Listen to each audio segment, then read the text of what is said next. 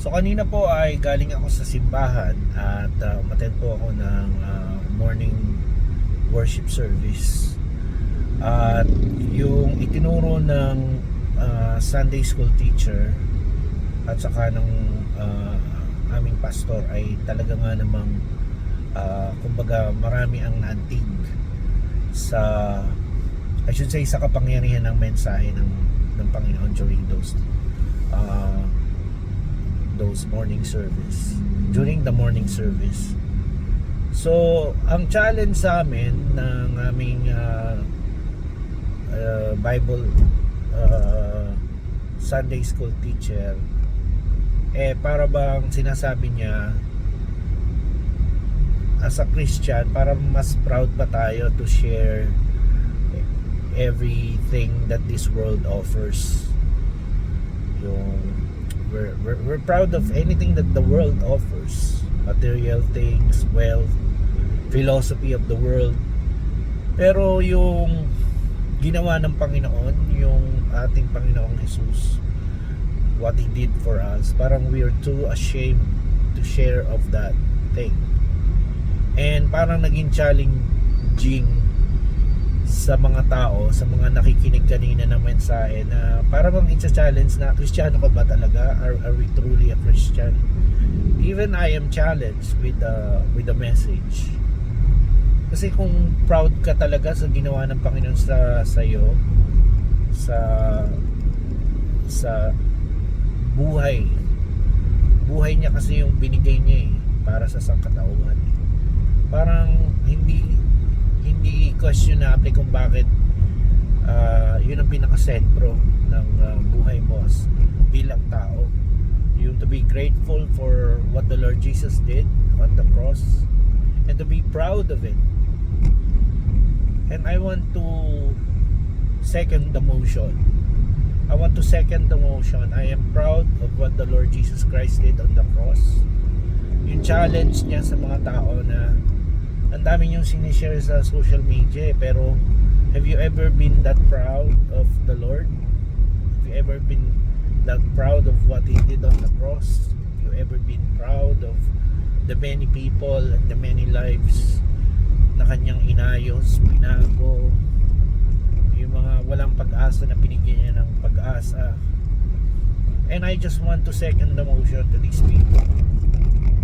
I say yes and amen to what they are preaching. Kasi kahit ako, naalala ko yung kabutihan ng Panginoon. Many times I always am amazed by the goodness of the Lord. Napakabuti niya, napakabuti ng Diyos. And we may not be faithful, but the Lord is faithful. And doon naman sa aming pastor, yung isang message niya na sobrang nakaka-touched, yung realidad ng pagiging isang tunay na Kristiyano. Parang binibigyan niya ng emphasis yung relasyon ng mga anak sa kanilang mga magulang, yung paggalang sa kanilang mga magulang, yung makikita yung pagiging Kristiyano. Hindi siya nagpi-preach ng works, pero nagpi-preach siya ng reality. Kasi ang daling sabihin nga naman na Kristiyano ka, ang daling sabihin reliyoso ka, ang daling sabihin na ikaw ay naniniwala sa Diyos. Pero makita yung Diyos sa buhay mo, makita yung sinasabi mo, makita yung pagiging isang tunay na Kristiyano, yun ang mabigat dun and I think the pastor was really very effective, kasi talagang inisa-isa niya yung mga halimbawa, yung nangyayari talaga sa tunay na buhay within the church, yung talagang mga sumbong ng nanay sa anak na ganito. So there are two sides na binanggit niya yung una, yung nakikita yung pagiging Kristiyano sa anak ng anak. Kaya yung magulang niya napasama niya sa simbahan. Nandun mismo yung magulang, umattend yung magulang. So that's the power of the gospel. The power of the gospel is yung reality, yung demonstration ng Christianity. Yun ang power ng gospel. So kanina buong service ako nakasuot din ng sunglass kasi medyo minsan naluluha-luha ka sa mga sinasabi ng pastor Hindi naman dahil sa magaling ang pastor, kundi dahil sa kapangyarihan ng Holy Spirit.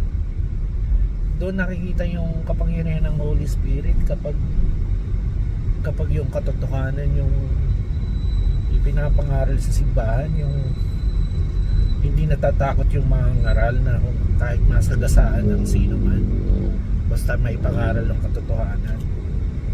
Tapos binigyan nila ng emphasis yung pagiging Kristiyano hindi religion. Parang nakakatakot din yung mensahe kasi parang sinasabi nung mga nag-preach kanina talaga, hindi ko na-attend ka sa Baptist o na-attend ka sa church, Kristiyano ka na. So binigyan nila na emphasis yun yung parang ikaw mismo ko-questionin mo ang sarili mo Kristiyano ba ako talaga? Talaga ba akong disciple ni Jesus Christ? So parang yung buhay mo talaga ang magpapatotoo talaga kung Kristiyano ka o hindi Hindi yung sinasabi mo Parang inilantad doon yung mga professing Christians at mga true Christians. May power po talaga pag naipapangaral ng walang takot ang gospel. May power siya yun lang po. At gusto ko lamang pong i-share dito sa aking vlog na proud ako sa Panginoong Kristo sa kanyang ginawa sa krus ng Kalbaryo, at proud ako sa mga disciples niya, sa kanyang mga mananampalataya na hindi kinakahiya ang gospel, at yung gospel ay nakikita sa buhay nila.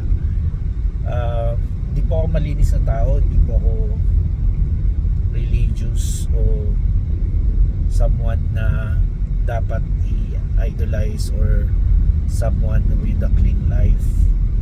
Pero gusto ko lamang pong sabihin na lahat naman ng mga tao nangangailangan ng grasya ng Diyos, ng kanyang kahabagan. So yun lang po, and I hope na itong aking vlog ngayon ay somehow makaantig ng kalooban natin at maisip natin ang Diyos ano man kung nasan man tayo, at matutunan natin magpasalamat sa kanyang pag-ibig at kabutihan sa ating lahat. So I'm very proud of what the Lord Jesus Christ did on the cross, and I am proud of all the men and women who are not ashamed of the gospel of the Lord. So salamat po sa Diyos. Amen.